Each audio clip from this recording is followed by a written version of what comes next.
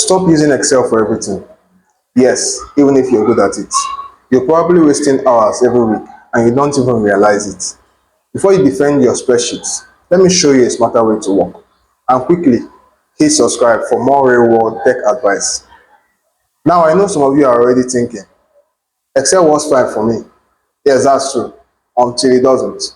Think of Excel like a small shop. It works well when you have few customers, but once things grow, it becomes chaos. Slow loading, manual updates, errors everywhere. Now compare that to a tool like SQL. That's not a shop, that's a warehouse system. Organized, fast, scalable. Excel is good for small tasks, but for large data, it breaks. And here's the mistake. People try to force Excel to do everything. That's like using a calculator to run a bank. So what should you do? Use Excel for simple tasks. Use SQL for large data.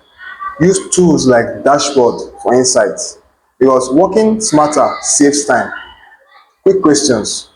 Do I need to learn SQL? Yes, if you can handle data. Is Excel useless? No, just limited. Is this hard? Not as hard as you think. Three things before you go. Number one, Excel is not built to scale. Number two, data tools improve efficiency. Number three, learn tools based on need.